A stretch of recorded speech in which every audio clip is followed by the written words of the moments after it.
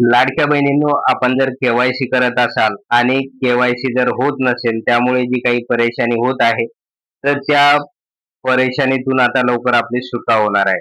तर आदिती ताईंनी नेमकं काय ट्विट केलेलं आहे, या संदर्भातील महत्त्वाची माहिती आपण या व्हिडिओमध्ये बघणार आहोत. त्यामुळे व्हिडिओ पूर्ण बघा. त्या ठिकाणी आपल्याला ई-केवायसीचं समाधान मिळणार आहे.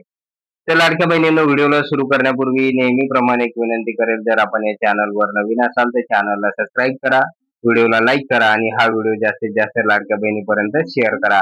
तर वेळ न घालवता व्हिडिओ सुरू करूया आणि बघूया ती माहिती.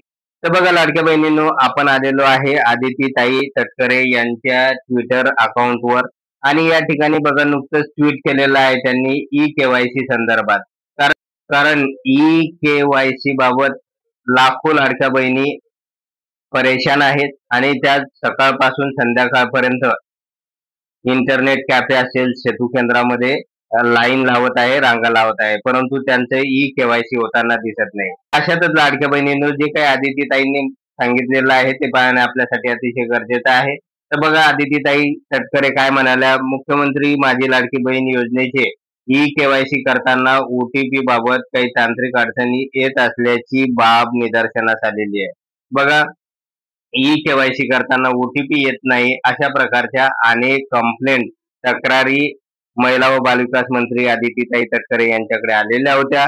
महिला व बालविकास विभागाच्या वतीने गांभीर्याने याची दखल घेण्यात आली असून तज्ज्ञांच्या माध्यमातून याबाबत उपाययोजना करण्याचे काम सध्या प्रगतीपथावर आहे.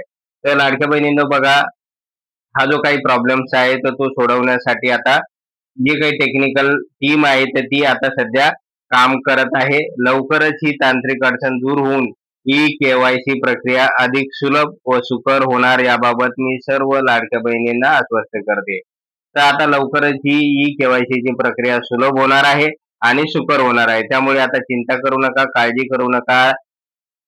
मी सर्व लाडक्या बहिणींना आश्वस्त करते. तर अशा प्रकारची ट्विट करून आदितीताई तटकरे यांनी लाडक्या बहिणींना माहिती दिलेली आहे.